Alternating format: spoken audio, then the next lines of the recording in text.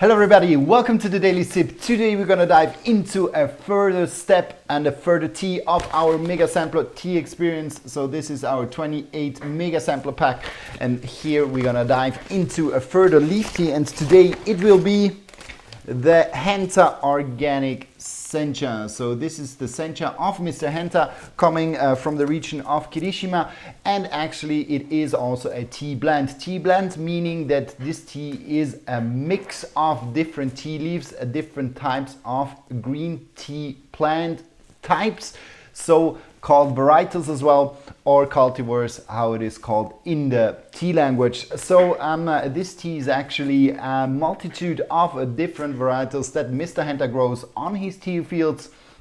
What we have in there are 8 different ones. To name 6, there we have the Saimidori, we have the Asanoka, we have the Okumidori, we have the Sakimidori, we have the Tsuyu Hikari, and we have the Yabukita. So these are typical teas which are in this tea, and now I want to just dive a little bit into these different types and tell you a little bit what they are and what a little bit the specificity about the teas. So number 1 is the Saimidori. Saimidori, also known as the clear green.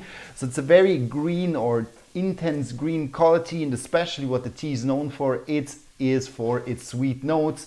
So it is quite high in amino acids, giving the sweet note there. The L-theanine is the most famous one for green tea as well, and it is in its taste note sweet and savory and quite strong, and can push a sencha also in the direction of a gyokuro. Then the second one is the Asanoka. Asanoka is also a little bit higher in amino acid, this always in comparison to the Yabukita. And it is also quite amino acid rich, and this tea especially or what's special about this one here is that Mr. Henta doesn't shade it. Shading often drives the sweetness. This one here is unshaded, normal steamed sencha, but still very sweet and with a nice cereally and a little bit of a grassy undertone. Then the next one is the Sakimidori. This one is not too much known. Me personally, I have never tried a Sakimidori itself in its pure form, but it is also said that this tea is very typical for its intense green color. So when we were on the farm of Mr. Henta, he explained that some of his cultivars, he uses them to mix them also with other teas just to brighten up the color, and the Sakimidori is known also for its intense green color and is especially used as a sencha. What is also known about this tea is that it is quite high in chlorophyll and quite low in sencha or in catechins. Good. Next one would be the Yabukita. Yabukita, the most known cultivar in Japan, in Shizuoka. This is a very widespread cultivar where up to 97% of all the tea fields are actually Yabukita tea fields. When you go to the south, where Mr. Henta is living, there we are a little bit lower, but it is quite a common, or still a common tea, so the most common tea varietal in Japan. What is nice about it is that it's quite broad in its taste spectrum. So on the one hand, you have a sweet, savory, umami flavor profile, but it also shows some citrusy, some refreshing notes. So going more into a little bit the stringency. So quite broad, and that's why also it is quite popular. On the one hand, frost resistant for the farmer, so very easy to do the plantation of Yabukita. And on the other hand, what we have is that it is very appreciated by the Japanese tea consumer. Then we go in the Tsuyu Hikari. Tsuyu Hikari has, especially in the early 2000s, become quite famous in the region of Shizuoka because it is also quite a frost-resistant tea cultivar, and it is known to be light and refreshing in taste. So this tea also has become a little bit more popular since the 2000s, and it is also very intense in its green color, and it is also named after the dew light, meaning not referring that it is lighter in taste, but more about that it could have been for the Shizuoka tea region a new cultivar which was promising quite some interesting results also within the tea market. But all in all, this the Tsuyu Hikari is still much less known than the Yabukita, but it is also a part of this tea blend. When we go to the sixth one, so the sixth one which I'm presenting, because Mr. Henta here only gave us 6 out of 8, so 2 he's keeping for themselves, but the Okumidori is the last one here. Okumidori very close to the Yabukita. Yabukita, as I said before, is the most known, and Okumidori has a slightly higher amount of amino acids than the Yabukita. In my opinion, it gives it a little bit of a sweet, a little bit of a rounded, or of a full-bodied kind of sweet flavor profile, and there's not a lot of astringency to the tea. Meanwhile, with the Yabukita, there's always a little bit the citrusy or astringent note coming with the tea. So with this tea, for example, I experience much more of a sweet and rounded tea, and meanwhile the Yabukita is just broad in its taste spectrum. Some people might dislike the astringent part or a little bit the refreshing part of the Yabukita. Then in my opinion, the Okumidori is a great choice what you can go for. Good, so this is the blends, or these are more or less the blends which are in this tea of Mr. Henta. And now let's go into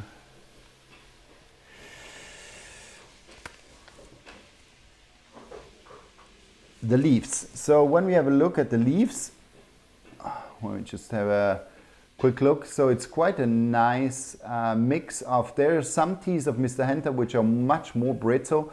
So when you go, for example, for the Saimidori, which is a Fukamushi, so a deep steamed, and Saimidori with also smaller leaves, so it's quite brittle. But this one here you can see as quite a nice kind of presence of longer needles with a little bit of shorter needles without being very, very brittle, this tea. But still, the teas are a little bit smaller, or the tea leaves are a little bit smaller. Also, if you compare it, for example, to a Chinese tea. Good. Then, when we go into the tasting of this tea,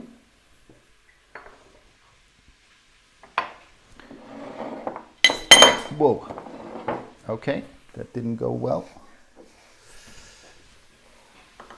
Et voila.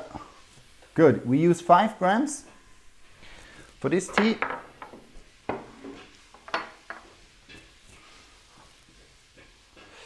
Then we add around 5 ounces of water, so around 150 milliliter, and we just let it sit for a minute. Important is with the sencha, around 1 minute is more than enough. If you want to go longer, then you are starting to extract more the astringent particles, and this is something I personally don't like too much, so I like to brew it shorter. And you can use here with this one here, this is actually a Fukamushi teapot, but you can also use just a normal teapot. So you can see, I can maybe show you this by not moving too much. So you can see that there's a strainer, a full built-in strainer. It goes all around the teapot. So you can really see this one here, very much dedicated for Fukamushi. So deep steam tea, which are more brittle, more finer tea leaves. But with this one here, we have actually a mix of Fukamushi and of Asamushi, so lightly steamed and deep steamed leaves. The Saimidori, for example, is deep steamed, meanwhile the Asanoka and the Okumidori, they are light steamed. So it's also a blend of different types of green tea and how they are prepared as soon as they are harvested. Good, but let's dive into this. So all in all,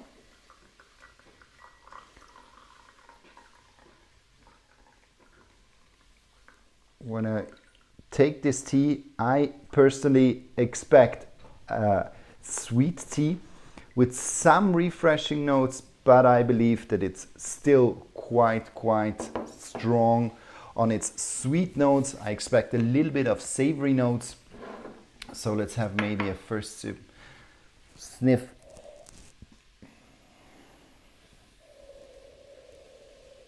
So I definitely get the sweetness, sweet corn, I get a little bit of an edamame,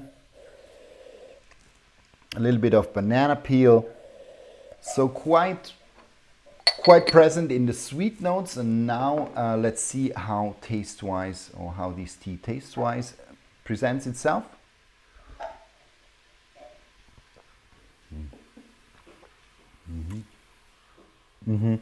A tea which is quite strong on the sweet side, but there is some refreshing notes with this tea. So especially when you look at now this first steeping, so we have quite a nice green color, but it's not intense green. So it is showing more the golden. So a little bit of a Yabukita Tsuyu Hikari can play here also role. So it's not too sweet, not too strong.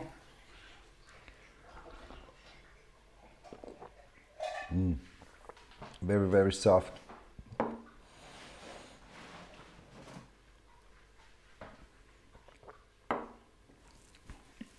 I got a little bit of mango, I got a little bit of pineapple as well. Stone fruits.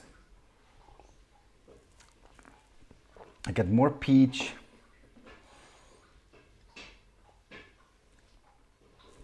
So I would say peach is definitely the strongest.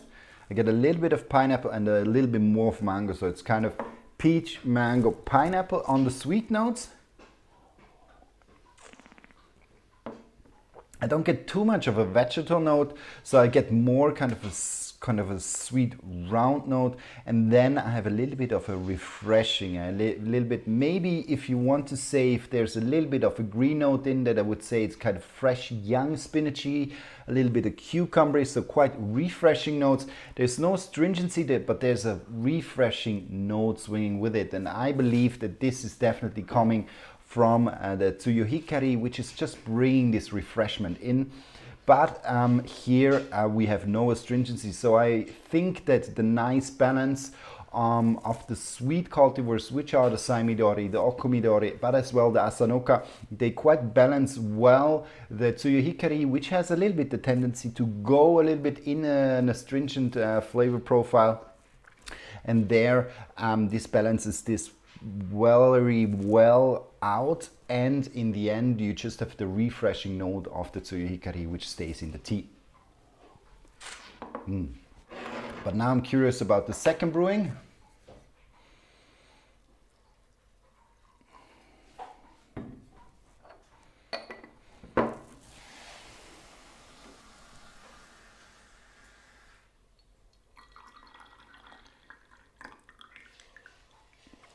Good. So you can see here we have much more of a beautiful green, intense green color. So now the deep steamed teas, they just take over a little bit more the color, but still you have nice golden, a little bit more of a yellowish hue in the liquor of the tea.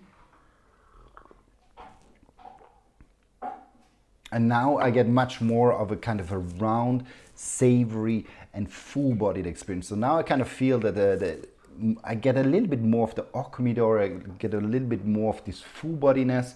The refreshing tones are going a little bit down, there's more sweetness, no astringency still. And a very sweet and round tea. In my opinion, it's not too edgy, so it's round smooth. So if you're looking for a tea which is intense in its flavor profile, very, very strong, then this tea might be a little bit too smooth for you. But if you like a smooth, sweet and round taste profile and without moving into the astringency also in the second brewing, then this tea is definitely quite interesting. Still I get a lot of these sweet notes, I get a little bit of mango, I get a little bit, there's nearly a little bit of pear now mixing itself in, so there is quite kind of a soft sweetness, so it's not super intense, full-bodied, savory like you might know it from if you drink a pure Saimidori, but it is kind of nicely balanced, and there's a hint of freshness still swinging with it, but it is less strong than in the first brewing. And now let's go to number 3.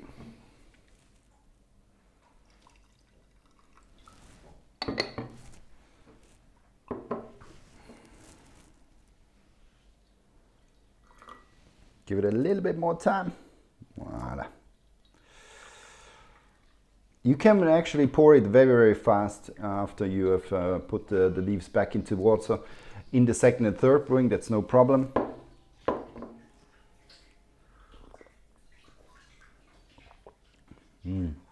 It still stays soft, sweet, smooth, mellow, not moving into astringency, so super interesting in terms of non-astringent flavor profile. So definitely something for people who are shying a little bit away from astringency and they want to keep it very smooth and soft without being too savory, too strong, or maybe overwhelming. So this tea definitely fulfills its promise around the sweetness, about the smoothness, and if you kind of like a little bit this smoother fruit flavors like stone fruits, like peach for example. I get a little bit of banana peel too, but it's really in this kind of not too aggressive sweetness, and it's also definitely not moving too much into the savory taste profile. So Sami-Doro, which can trigger it a little bit too much in the savory spectrum, this is definitely not the case. So we have a nice kind of mix of these different tea cultivars or tea varietals, bringing this tea into a very well balanced, smooth and sweet taste note. Good, so I hope you like this too, and thanks a lot for watching. And if you ever have a question, please feel free to ask us any question. We will be happy to answer them. Thanks a lot, see you and bye bye.